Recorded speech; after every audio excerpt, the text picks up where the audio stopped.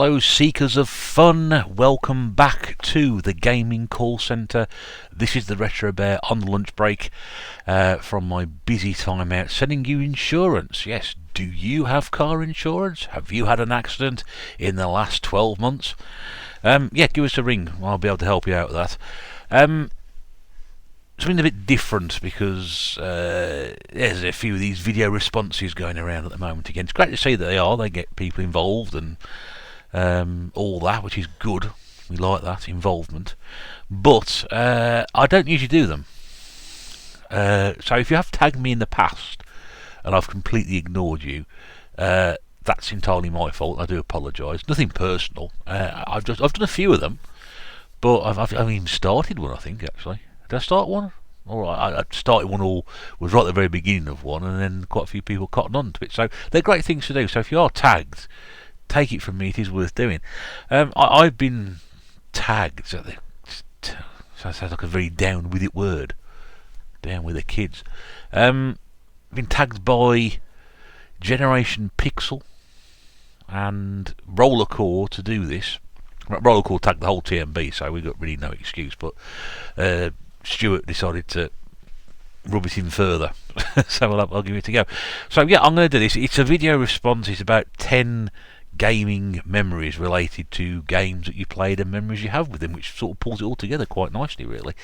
I've got 10 games to talk about, as everybody else has done. However, I've only got examples of 9 of them, so you'll have to bear with me on the one I haven't got. Now, commonly you tag people at the end of the videos, but I thought, you know what, because some people will just skip this bit, or they'll get to the end, they won't hear what's on the end, so they won't realise they've been tagged. So take an example from, again, I think Stuart, from doing this. So I'm going to tag 3 people. You may have already been tagged, so in which case this is another warning shot across the bows, and goodness knows there's quite a few of those going on at the moment, isn't there? So I'm going to first of all tag in James, Retro and Import Gamer UK, because I think he'll be good doing one. My very good feathered friend, Feed Me Chicken. Oh yes, you're not getting away with this one, I should tag you in. And also I'm going to tag in my fellow Wrestle Talk roundtabler, James's Time Warp Zone of Tat. Yes, Jim, you. Yeah, whatever you call it. It used to be Time Warp James, but I can't remember the exact name of your new channel. But yeah, you 3 guys, yeah. Videos, now, go on. Stop what you're doing, put your tea down, feed me chicken, put that bucket of KFC down, go and do a video. Right, please do get involved, and do check these videos out, because they are great fun to do. Some great memories that people have shared, and I'm going to share some here. Some of them I can't apologise enough if you've heard them before, but as always with myself, if I tell the same story again 5 times, it's slightly different, because I've forgotten something the first 4 times I've told it. Anyway, let's start back right at the very beginning, gaming memories. And I'm taking a leaf out of Eddie's one on this one, because he started right back, and it's the same system that Eddie chose. So my first gaming memory would be with the Atari 2600. So, and again, for those of you who know me, it's not going to be the obvious one. I'm actually starting with Space Invaders. Okay, this is not my original copy. This is a copy I had when somebody gifted me a 2600 many years ago. So that's my copy of Space Invaders. Now, why have I picked Space Invaders? Well, I said this was probably the first game that I really remember sitting down and playing an awful lot. Could have been any more than 6-7 years old at the time. And the only reason this is a significant memory was I'm particularly good at Space Invaders. I was all right, I suppose, for that age. Your reactions were a lot better back then. But many years ago, with that old Atari joystick, if you know what I'm talking about, that really stiff, for want of a better word, rubberized joystick sticking out in the middle. Because I used to play that game vigorously, using my joystick vigorously, I used to take the skin off the inside of my finger, like on the webbing like that. So I actually developed a blister across there. It was actually raw. The skin had gone. And my late mum, God bless her, labelled it Space Invader Thumb. But because you were doing that, it was so difficult to actually hold the joystick. So if that happened, I couldn't play on the Atari 2600. So my own first gaming memory was actually an injury. Yeah, a bit painful, that one. But yeah, that was it. And that would be entirely because of that game. It may have been because I was playing other games at the same time, but that was the one it was associated with. So that's my first gaming memory, Space Invaders on a 2600. And I love that game. It's a great little game. So many different variants of it. Now, if you watch my last pickups video, my second gaming memory, I did briefly touch on this, is a Commodore 64 game. Now, I didn't play this, well, I say I didn't own this at the time, and I own this now. It's a really, really old, and to be honest with you, pretty rotten game. This is on-field football. Now, most people know my affiliation for American football. I was already into the NFL by the time we played this, and we played it around a friend's house. James Baldock, he had a Commodore 64, and he and my friend Simon Walker and myself were all very, very heavily into the NFL. And Bully bought this, and the real gaming memory for this was playing it for ages. We simply couldn't beat the computer. Bear in mind, when we were playing this, we were probably 8 or 9 years old, and once you work out what you're doing on this game, it's very, very easy to beat. That's why it's not very good.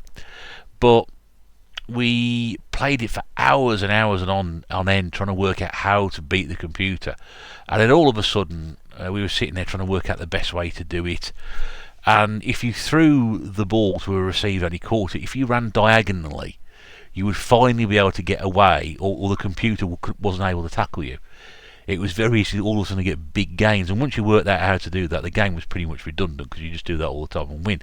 But when we played it and finally did it, we were, jumping around the bedroom and, high-fiving each other and all that business. It was like one of those great moments where people come together playing games, and finally we've beaten it, So it's a strange one, that one, but that was probably a very, very fine moment on a pretty terrible game. But I'm happy to have that, because I look at that and think, yeah, I've got that now. I remember that dreadful game. That's actually the budget re-release. I think it came out in 1984 originally, and then came out about 2 years later. It was pretty much unplayable. There we go. Now, the third game, I've waxed lyrical about this over the years. This isn't the version that I played, which is represented by a substitute. So this is the Amstrad version of Batman the movie.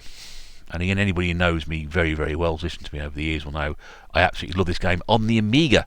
Because when I got an Amiga in 1989, this is game memory number 3 for those who keep in count. When I first got this game, it was the first time we'd had a computer. We had the 2600, but that's not a computer, it's a console. This was the first computer for years and years of badgering my parents to finally get me something to play on, or educationally use, as it turned out. Was the purpose of buying it, but never actually became what it was. And we bought this we bought the Amiga in, say, I think it was maybe November, but I wasn't allowed to have the games until Christmas. Bear in mind, I was flipping 14 years old at this point. But, being my mum and dad, they didn't hide them very well. So I used to race home from school. I was going to say work then. I used to race home from school, and I knew if I got home from school quickly enough, I can't remember, it was maybe 20 past 3 in those days. And it used to take me 20, so if I can get home by 20 to 4, quarter to 4, I would have around about half an hour, 40 minutes or so to play the 3 games that we got with the Amiga. There was this one, there was F-18 Interceptor, and the New Zealand story. But this was the first game I loaded up on the Amiga. So that's why it's an important game memory. You had that wonderful artwork. It was drawn with the Michael Keaton Batman, and the Batman logos going behind him, and then the music started up, and then you heard the speech. The bit from the film where he goes, what are you? I'm Batman. And that was playing over this music, like, whoa, this is fantastic. And then you play the game, and it's brilliant. Then you play the driving sequence, it's brilliant. And then you realise, hang on a second, my sister's going to be home in a few minutes, or my mum's going to be home in a few minutes. And I better stop playing and put this back where I got it from. My sister did catch me, I'll be honest with you. She did caught me playing the New Zealand story the one time. I said, well, there you go. So I swore her to secrecy, and she didn't say anything. They're not watching that. So that's where it came from. That was the first game I played on the Amiga that we had. And it's a fantastic game on the Amiga. It's a pretty fantastic game across all systems, really. And I'm glad I got this one, because I haven't played it yet. So I've now got an Amstrad. I bought it before I got an Amstrad. So now I've got an Amstrad I can do with that one. Oh, it says free. Free sticker inside. Is there a free sticker in here? I've only just seen that on the back. I suspect the sticker is probably long gone. The John Menzies receipts in there. That's interesting. things you find out years later after you've got something. I've had that nearly, what, 12 months? Possibly, maybe a bit longer than that. Game number 4 on my list. Now, this is an arcade game. We've got 2 arcade games on this list. This is the first one. And this one was not often that I could stand in an arcade and people actually stand there watching me play something. So this is represented by the Mega Drive version, and this is Wrestle War. Now, obviously, being heavily into my wrestling, this again is about 1990, so I've been watching the WWF since the end of '89. Heavily into this, obviously, that's going to attract me to go and put 30p's in. Every Saturday, me and my mate Andy used to go to the cinema up by us. There's a 10-screen cinema. It was like massive thing. It was completely new at the time because there was like a 4-screen cinema, and also the 10-screen cinema came to Merry Hill. It's like, wow, this is fantastic. 10 screens and films to watch. And we spent so many Saturdays there just going up and watching film. We didn't care less what was out, whether it was a big release which we knew was on the way, or whether it was like something we just went, we'll just go to the cinema and just see what was there and pick a film and go and watch it. We used to love doing that. But it had a little arcade, and it had things like Turtles in there, and that was one I remember right in the corner. You walked in on the right hand side, there was Turtles. Some other games in there as well, but this was in there. And I remember just sort of spending loads of time playing this. And the one time, which was why it's such a memory, was, you go in there and you work up a bit of a sweat. So I got my coat on and sort of took my coat off, playing like 2 or 3 rounds at this, and I go to him and hold that there. And I got about 4 or 5 people watching me, so obviously being a joystick waggler as it was like, waggle the joystick, pound the buttons, etc. That's what it was. And I constantly used to get to, I think it's about 7 or 8 opponents in this? Doesn't actually say on the back. But I used to get back to 6 or 7 quite comfortably, and they've actually managed to finish it in the arcade, finished it on the Mega Drive, which it's a lot of people say it's a fair conversion of a pretty average game. I mean, it's not a fantastic game, but it's actually one. I prefer playing this to say Super WrestleMania. It's a much better game. So yeah, that's what holds that memory for me. And I managed to pick this copy up. I think again it was last year up one of my local independents. It's a beautiful copy as well. It's even got the old poster in there. So very happy with that, to have that. I think I paid about £6 for it. £6 complete. It's not bad. It's not bad at all, is it really, when you think about it? But yeah, just having people around me watching me play an arcade game, and didn't get standing. They didn't carry me out the arcade or anything like that. No standing ovations or anything. But there was a lot of people going, "Oh, he's good." And it's not often people said that about my gameplay. So there we go. So that's game number 4. Right. Game number 5. And this is a bit of a bittersweet one, because I'm hoping, like, when I say to people and they understand what I'm saying here, is that sometimes playing games with your mates can be a bittersweet experience, especially when you're in teenage years, because that would have been, Batman Wrestle would have been my teenage years. This was also in my teen years, probably going towards the end of, go towards me GCSEs. Do you remember GCSEs? Is they still a thing now? GCSEs? I don't know. But again, me and my mate Andy used to go to the cinema with me. Obviously, I've got the Amiga at this point in my life, and we're big football fans, so he comes around and plays this an awful lot. And again, I'm going to show you, again, if you know me and what I talk about, it's Kickoff 2 on the Amiga. Now, this used to cause all sorts of arguments, and not very nice ones as well, because one of us at some point or other would go on a huge winning streak against the other. And you know when it is, and you know how it is, because you get competitive, don't you? You get competitive. And I mean, I remember, I think I lost about 35 games in a row or something against him. And there's nothing worse than having a mate who keeps beating you, who's really smug about it. And I'm not saying that I wasn't the same, because I was. That there's a word I could use here, which I'm not going to, because I don't go that far usually on camera. But you know what I'm talking about. But you could be really obnoxious with it as well at the same time and rub it in. And the amount, because obviously the Amiga's at my house, so he'd come down and play here. The amount of times that I would sort of, like, if I was on a bad losing streak, say, "Oh, I've had enough tonight, I'm tired now, I'm going to bed shortly." So, or he would make the excuse, "Oh no, I'm going to have had enough now." and it was always the same because we were so competitive. Whatever we did, whether we were playing games, whether we were playing football over the park, whether we were playing snooker, pool, video games, quizzes, anything, we were just so competitive. We went out and played pool one night. Was it pool or snooker? It's like a local snooker hall, which is like dirt cheap. We used to take the girls down there.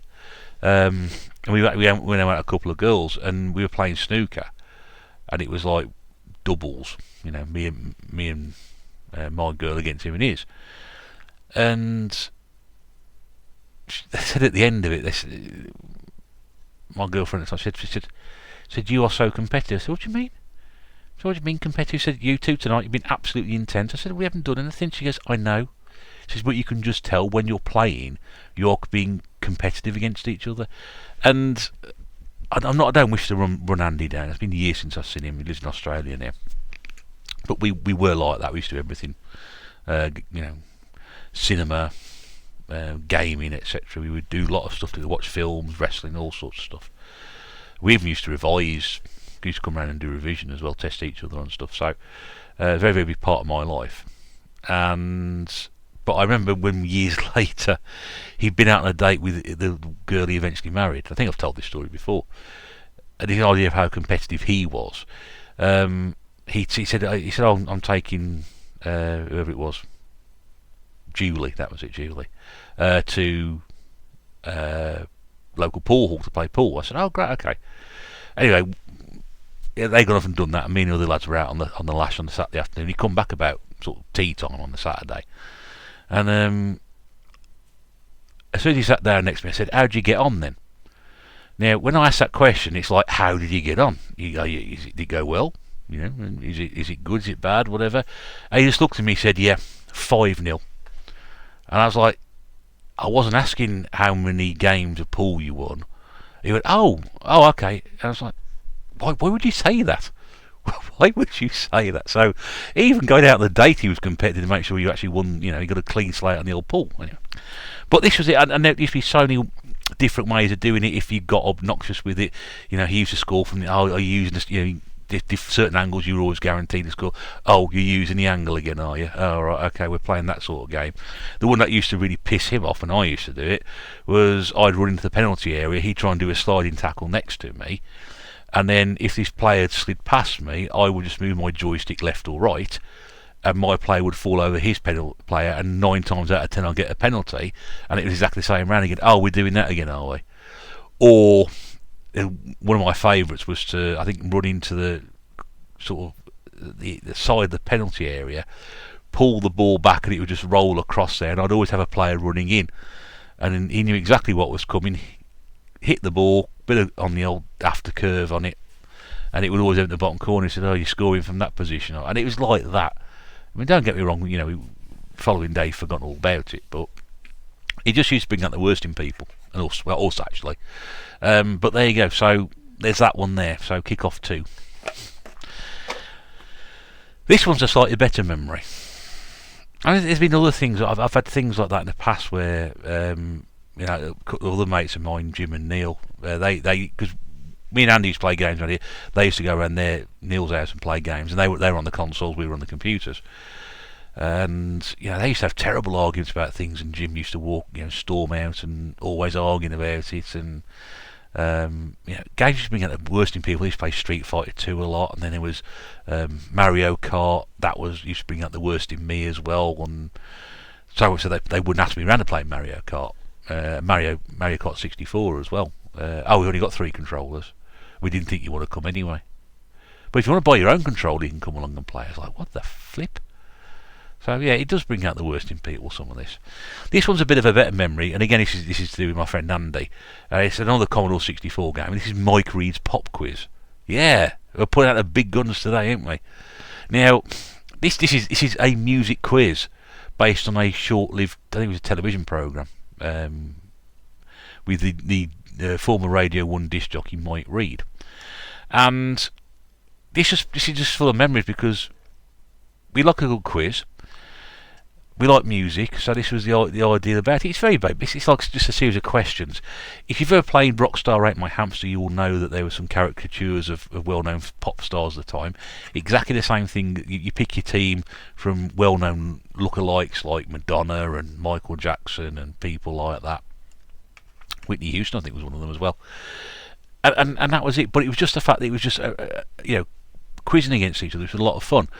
But the one that probably sticks out most importantly was there was always like a classical or a country and western question that would come up, or maybe a couple would come up. And we didn't know it. Well, I say we didn't. I knew a fair bit about classical because I'd studied music at school. But in terms of country and western, we didn't know an awful lot about it. And one question that always used to come up, which we always remember, was who hit number one in 1975, I think it was, with Rhinestone Cowboy.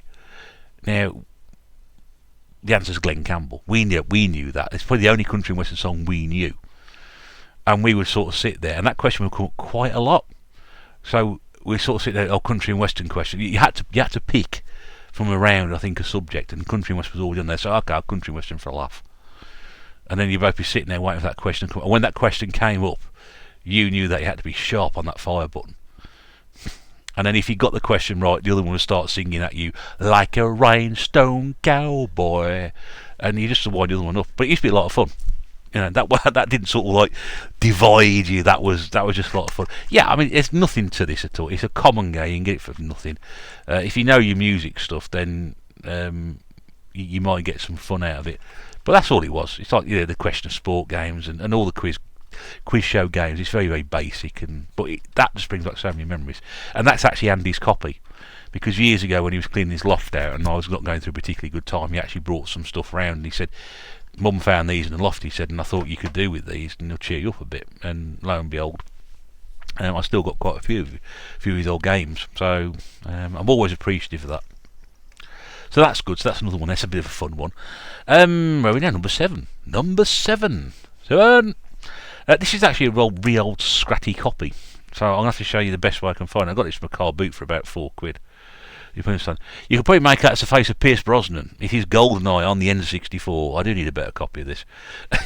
It is. I think it does say Goldeneye. Look, there you go. Why is this one so memorable? Well, that's teen stuff. This is sort of late adult, early adult years. And it's just simply as most people will testify for this game. Piling around someone's house who's got an N64, you've either been out on the lash, or you decide to have an evening in with a load of beer and a load of cigarettes, and happy days.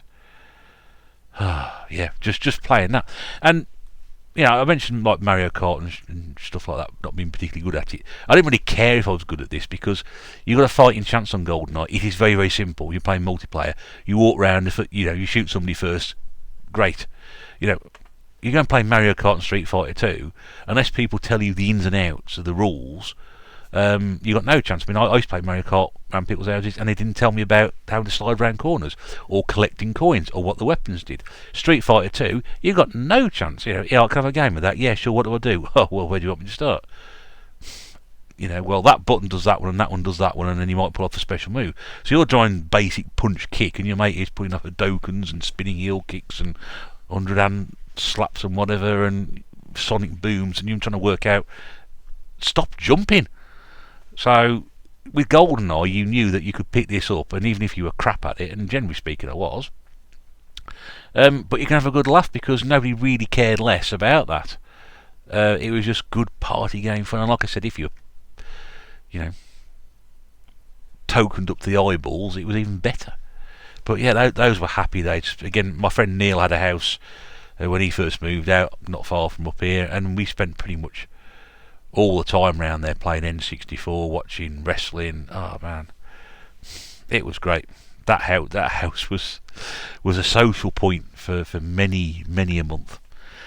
So good memories on that one. Right, number 8. Now again, this is arcade, and I'm representing someone else, and this is exactly the same thing. Slightly forward from there, we're probably talking about the early 2000s now, so I'm about 25 years old.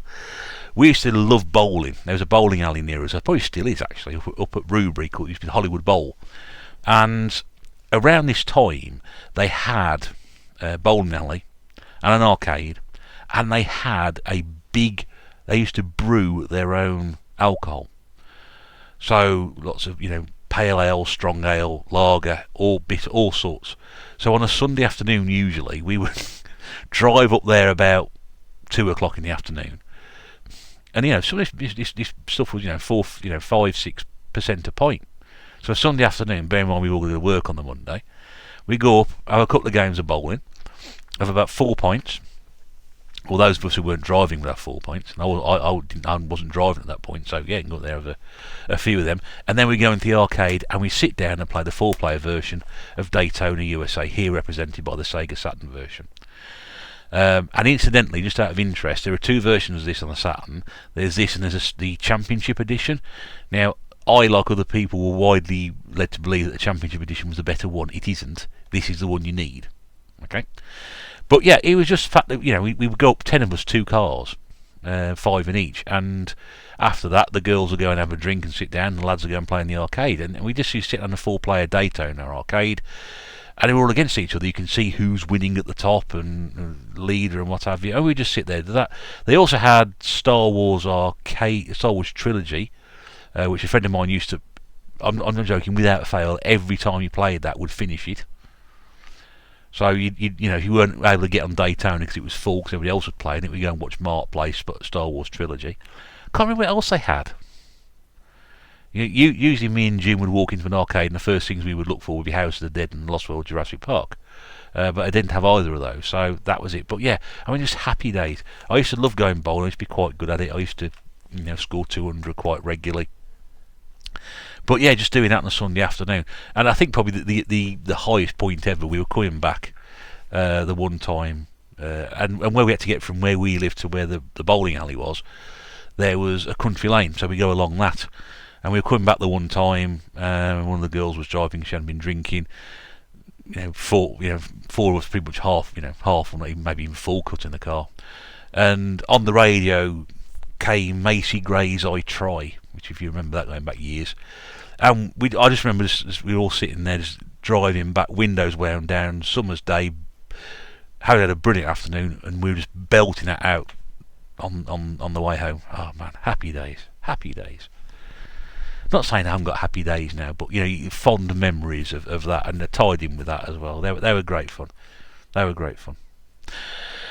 From that to now, and a bit more up to date. A little bit on from that when we're talking early 2000s here, and it's a memory I've got with Mrs. Bear, which is lovely to put in here as well, because me and Mrs. Bear have been together a hell of a long time now. And when we first got together, we decided we needed something. I had a PlayStation 1, but we decided we were going to get a GameCube.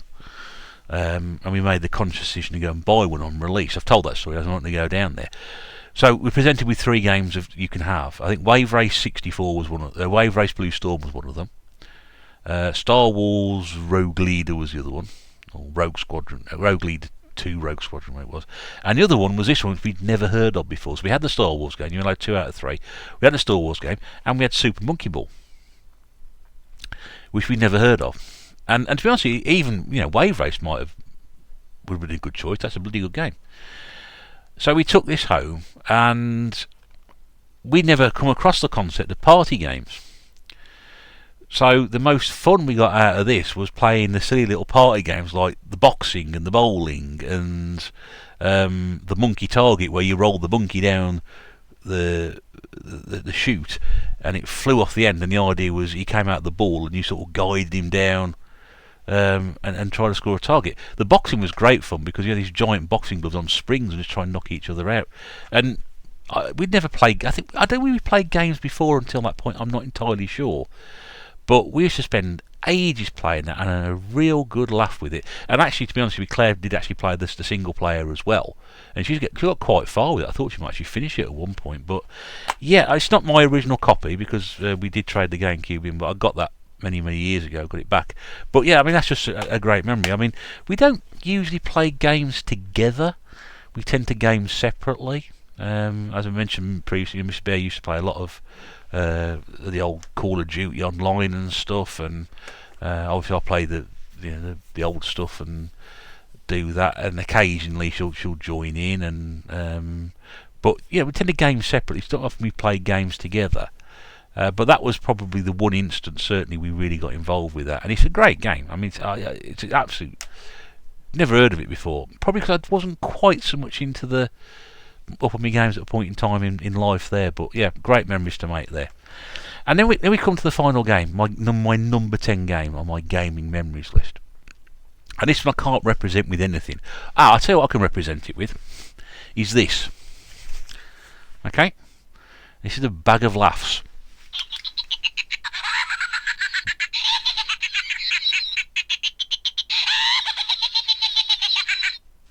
I don't usually use cheap props much. But that tends to be the sound which emanates from Big Game Al's channel on a Friday night. Because my 10th game of choice for game memories is the memories I'm making now on Fall Guys. Fall Guys Friday, as we call it. Which we've been doing for a few months now, and it's just great fun. I'm not trying to promote that, by the way. This is a genuine memory. Because having played games for so long on my own or whatever, and having made friends across YouTube, doing this, I mean, having watched Al play Fall Guys for a few months and really finding it hilarious, watching him fail and fall over and generally not do very well. And that's not Al's fault, that's just the way the game is. Well, it probably is Al's fault if you can control it. But since we started playing online, this is the game that actually got me playing online across networks rather than playing on my own again. Couch co-oping, that's weird. But when we used to play games back then like Goldeneye, you'd be in the same room. We play Fall Guys with people. We've had Sean Retro Games Revive, Gordon Gibb 84, Paul the Ink Northerner, Ross Bohor, Zelda Pop, Ross's wife's played with us as well. Dar Steve's got involved, Danester's got involved. Eddie played one game with us as well. There are other people. If I've missed you off, I do apologise. I'm just bringing the ones I can think of. And we've had so much fun playing it. But I watched Al play. Well, you kept badgering me to download it. I didn't. And eventually, Mrs. Bear downloaded it for me. And it's honestly, that sound of laughter is just so much fun when we do it. It's mates having a laugh, but we're sitting in completely different parts of the country. It's amazing, and it just brings us together.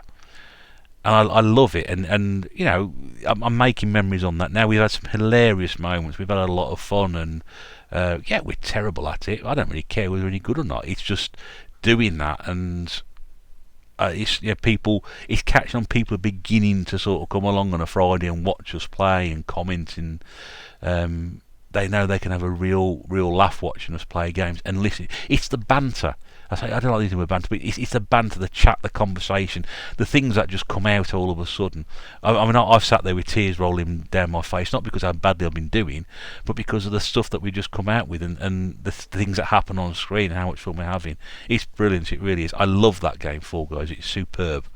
And honestly, to everybody who's played with us and everybody who may play with us in the future, to everybody who's played with us and he's playing with us, thank you so much for making these memories now.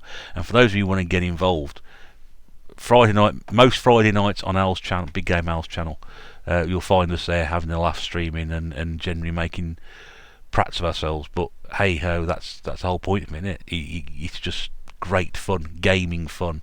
It's brilliant. And that's my 10 games. Those are my 10 gaming memories, which I hope you enjoyed. They've been quite good actually. Really enjoyed going through those.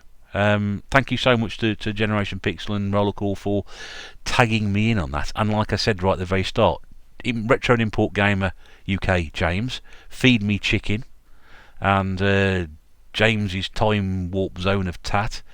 Get your cameras out, get your memories out. We'd like to hear what you've got to say about it. I do hope you'll get involved. And if anybody else gets tagged, and you're watching this, or have been tagged, or whatever, get involved as well, because it's good fun to do.